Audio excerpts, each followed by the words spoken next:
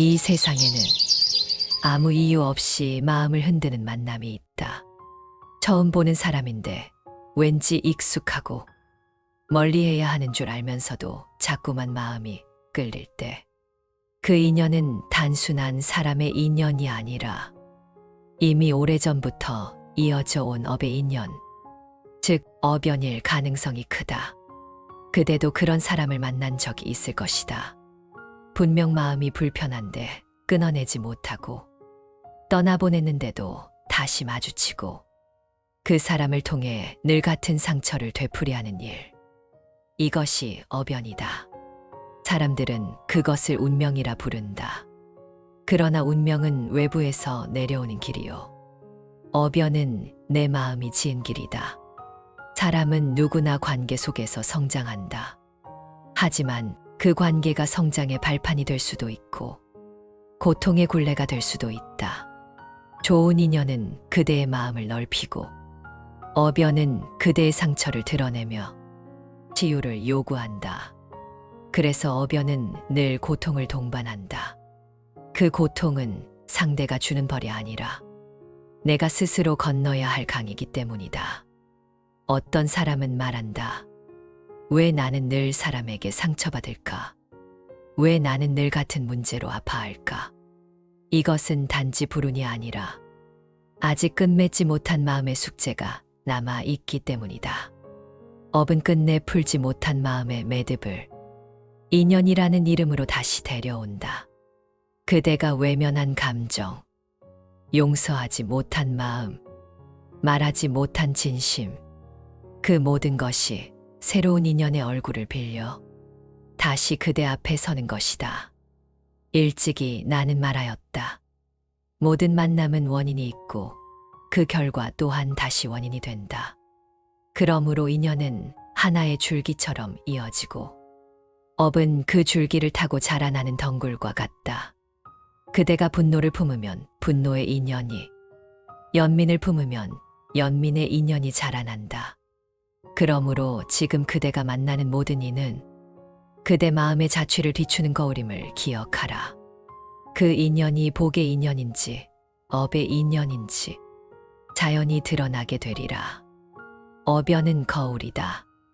그대가 회피한 감정을 그대로 비추어주고, 그대가 억눌러 온 마음의 그림자를 드러내 보여준다.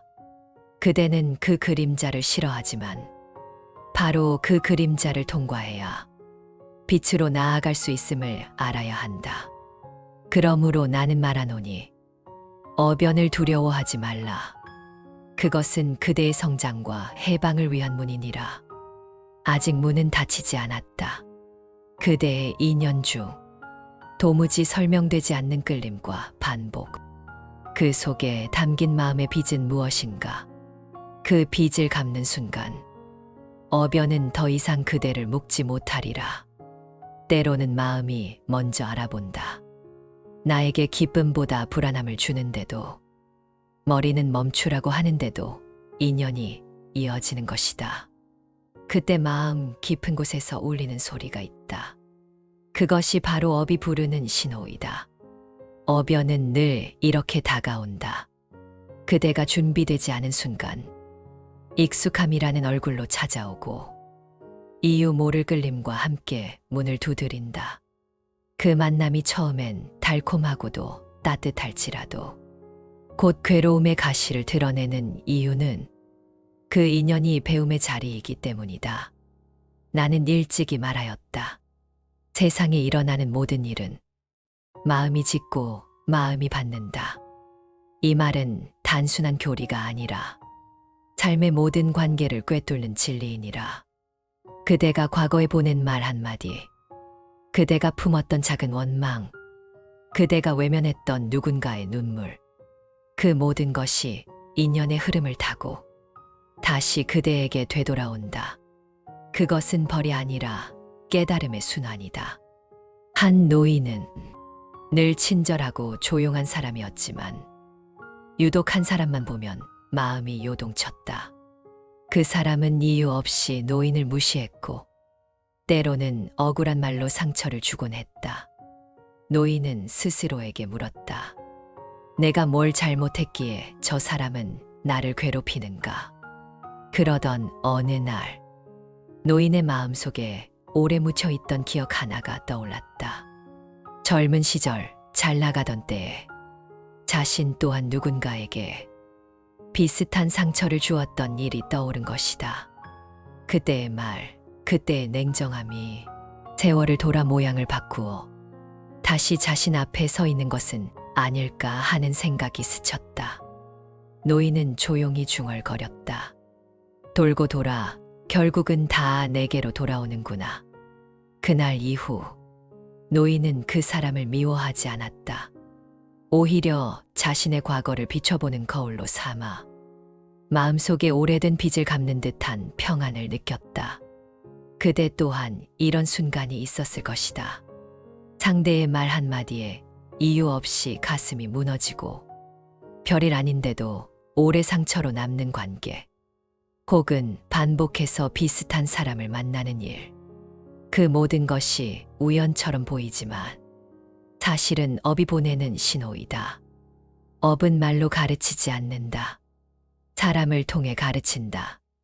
그대가 미워하는 사람 속에는 그대가 아직 용서하지 못한 자신이 숨어 있고, 그대가 불안해하는 인연 속에는 그대가 두려워하는 진실이 자리하고 있다. 그러므로 인연을 탓하지 말라. 그 인연은 그대를 부르는 업의 손짓이니라. 지금 그대의 마음을 가장 흔드는 사람이 있다면 그 사람은 그대에게 어떤 배움을 주고 있는가? 지금의 관계가 그대를 성장시키려는 길이라면 그것은 이미 복의 인연으로 바뀌고 있는 것이다. 넓은 숲 속에 두 그루의 나무가 나란히 자라고 있었다. 한 나무는 햇빛을 더 받기 위해 조금씩 몸을 기울였고, 다른 나무는 그 그늘을 피해 더 멀리 뻗어가려 했었다. 처음엔 서로의 가지가 스치며 바람을 나누었으나 시간이 흐르자 가지가 부딪히고 잎이 상하고 서로가 서로를 탓하기 시작했다. 저 나무가 내 햇빛을 가리고 있어. 저 나무 때문에 내 잎이 시들어가고 있잖아. 바람이 불 때마다 그들의 마찰은 점점 커져만 갔다. 결국 두 나무는 서로의 뿌리를 밀어내며 거리를 두기 시작했다. 그런데 어느 해 겨울, 숲을 뒤흔드는 큰 폭풍이 몰아쳤다. 거센 바람은 흙을 휘저었고 얕은 뿌리를 가진 나무들은 속수무책으로 쓰러져 갔다. 그때 두 나무는 깨달았다. 서로를 밀어내던 그 뿌리들이 사실은 서로를 지탱해 주고 있었다는 것을. 바람이 거세질수록 그들은 서로의 뿌리를 더욱 단단히 엉켰다. 그 엉킴이 바로 서로를 살게 하는 힘이었음을 그제야 알게 된 것이다. 폭풍이 지나간 뒤 두 나무는 더 이상 햇빛을 두고 다투지 않았다. 그들은 서로의 그늘을 받아들이며 한 뿌리로 서 있었다. 사람의 인연 또한 이와 같으리라. 처음엔 좋은 인연이라 믿고 다가가지만 시간이 지나면 괴로움이 자라나기도 한다. 그때 사람들은 인연이 트어졌다고 생각하지만 사실은 어변의 뿌리가 드러나고 있는 순간이다. 어변은 다투기 위해 오는 것이 아니라 묶인 마음을 풀기 위해 오는 인연이다. 서로의 그늘 속에서 자신의 그림자를 보게 하려는 것이다. 그대가 미워하는 그 사람, 그대에게 억울한 말을 던지는 그 사람, 그 모두가 그대의 내면을 비춰주는 업의 거울이니라. 거울 속에서 얼굴을 찡그려 보아야 내 모습이 바뀌듯 그대를 불편하게 하는 인연을 통해서만 그대의 마음이 진실로 보이게 되리라. 그러므로 기억하라. 어변을 미워하면 그대는 거울을 부수는 것과 같고 결국 자신의 상처를 다시 만나게 되리라. 그러나 그 인연을 통해 내 안에 어떤 마음이 이 고통을 불러왔는가를 바라보면 업은 더 이상 매듭이 아닌 깨달음으로 바뀌리라. 모든 인연에는 빛과 그림자가 함께 있다. 복된 인연은 기쁨으로 배우게 하고 어변은 괴로움으로 가르친다. 복된 인연은 그대의 마음을 확장시키고 어변은 그대의 마음을 정화시킨다.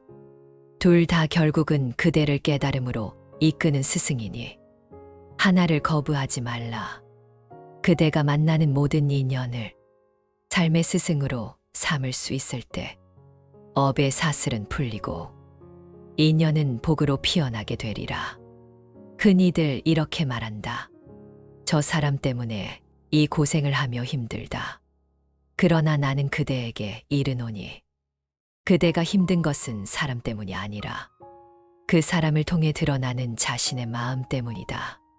그대가 미워하는 그 사람을 떠올려 보라.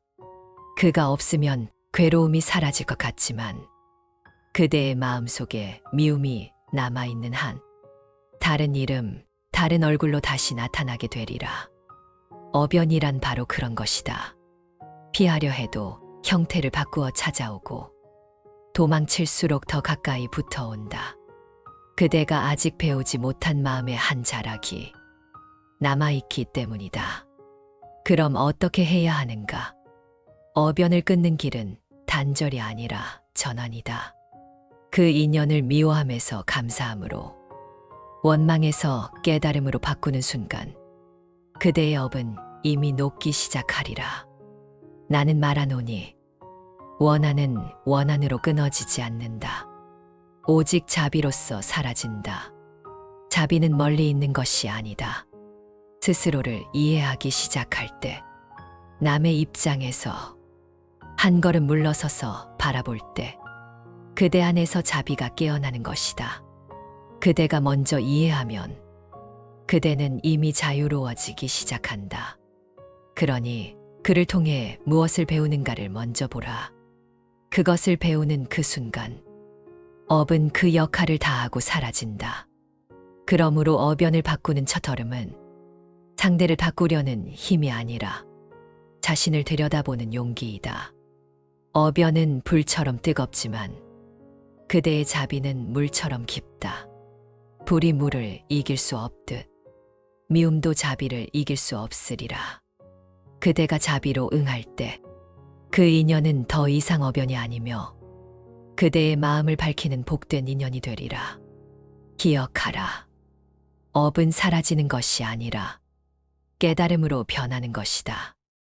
누구나 한 번쯤 누군가를 미워한 적이 있을 것이다. 이유가 분명한 미움도 있고 그저 마음이 거슬려서 생긴 미움도 있다. 하지만 미움은 언제나 같은 자리에 머물지 않는다. 그 마음을 오래 붙들수록 가슴 속의 자리가 점점 좁아지고 결국은 스스로를 가두게 된다. 미움은 타인을 향한 감정처럼 보이지만 실은 자신에게 쏘아 올린 화살이다.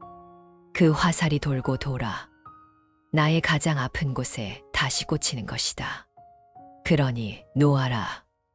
놓는다는 건 단순히 있는 게 아니다. 잊으려는 마음조차 미움의 또 다른 모양이기에 진정한 놓음은 이해에서 비롯된다. 누군가의 말이 날카롭게 다가올 때 그 말 뒤에 숨어있는 두려움과 외로움을 볼 수 있다면 미움은 서서히 힘을 잃는다. 이해가 시작되는 순간 감정의 칼날은 둥글게 변하고 그 자리에 조용한 연민이 자리한다. 그때부터 관계는 달라진다.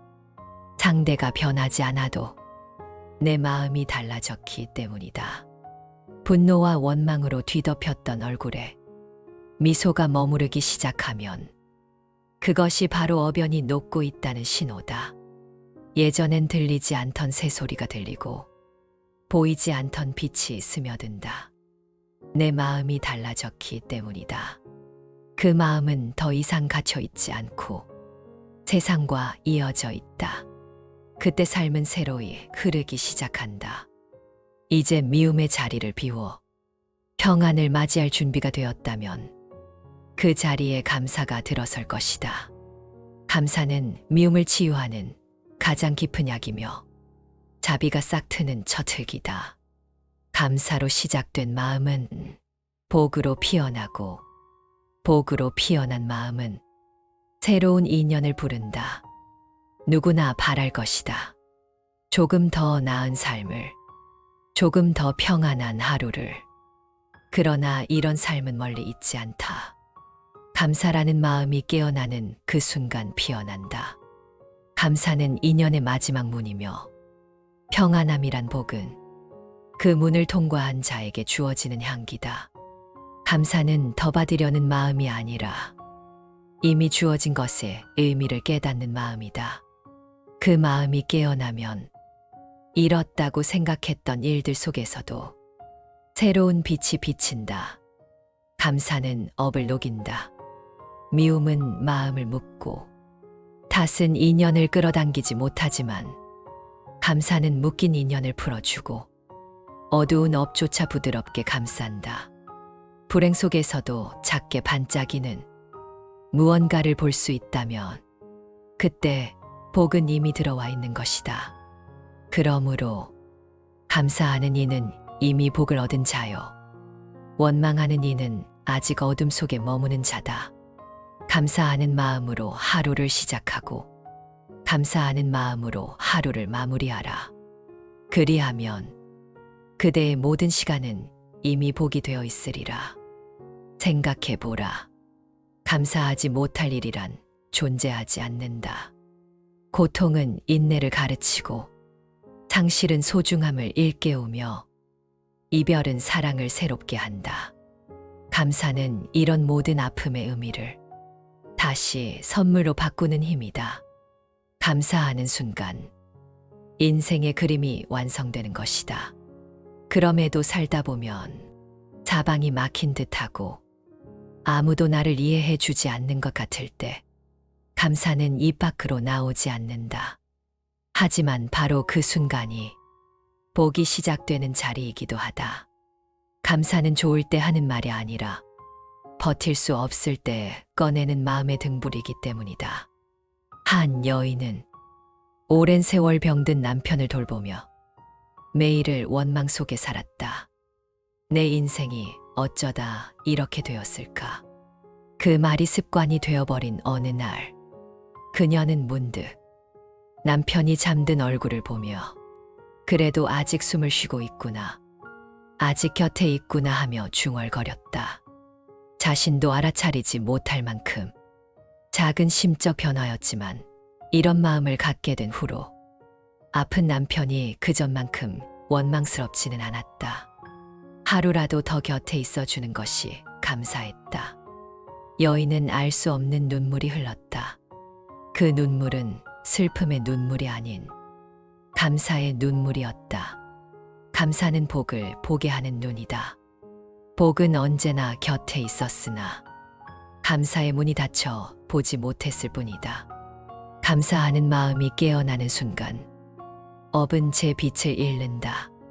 감사는 업을 이기는 유일한 온기인 것이다. 감사하는 자의 얼굴에는 평화가 머무른다. 그 눈빛은 세상을 밝히고 그 향기는 인연을 불러온다. 감사는 그렇게 운명을 바꾸는 가장 조용한 기도다. 그러니 복을 찾으려 애쓰지 말고 지금 이 자리에서 감사할 이유 하나를 찾아라. 그 마음 하나가 천 개의 인연을 바꾸게 되리라. 삶은 수많은 인연으로 엮여 있다. 기쁨으로 다가오는 사람도 있고 괴로움을 안고 오는 사람도 있다. 그러나 어떤 만남이든 그 속에는 나름의 이유가 있다. 복연은 나를 기쁘게 하여 마음을 넓히고 어변은 나를 흔들어 나를 보게 한다. 괴로운 인연일수록 그 속에 배움이 숨어 있다. 그 인연은 나를 괴롭히기 위해 온 것이 아니라 내 안의 상처를 드러내어 치유하게 하려는 인연이다. 결국 어변을 구별하는 가장 확실한 방법은 타인을 보는 것이 아니라 그 만남 속에서 흔들리는 내 마음을 보는 것이다. 그 마음이 불편하다면 그 불편함을 없애려 하기보다 먼저 그 마음을 있는 그대로 바라보라. 그 불편함이 바로 아직 다스리지 못한 내 업의 흔적이다. 마음을 본다는 것은 판단하지 않고 밀어내지 않고 아, 내가 지금 이렇구나 하고 알아차리는 일이다. 그 알아차림이 일어나는 순간 감정은 조용히 빛을 잃고 그 자리에서 이해가 자라난다. 이해가 일어나면 상대는 변하지 않아도 관계는 달라진다. 그때 미움은 스스로 힘을 잃고 감정의 매듭은 서서히 풀리기 시작한다. 그때부터 해야 할 일은 단 한 가지. 감사를 기억하는 것이다. 작은 일에도 감사할 수 있다면 그 마음은 평온해지고 평온한 마음은 더 이상 업을 붙잡지 않는다. 감사는 마음의 방향을 바꾸는 등불이다. 감사를 품는 순간 어변은 더 이상 괴로움이 아니라 복으로 바뀌기 시작한다. 그러므로 어변은 피해야 할 인연이 아니라 내가 나를 배우기 위해 만나는 인연인 것이다. 그 만남 속에서 내가 어떤 마음을 드러내는지를 보고 그 마음을 다스릴 수 있다면 이미 복연의 길 위에 선 것이다. 어변을 구별하려면 상대를 판단하지 말고 그 만남 속에서 내 마음이 어떤 색으로 물드는지만 보라. 그 마음이 어두워지면 배움의 때이고 맑아지면 복이 자라나는 때다. 그 흐름을 따라가면 된다. 억지로 바꾸려 하지 말고 있는 그대로 보되 부드럽게 품어라.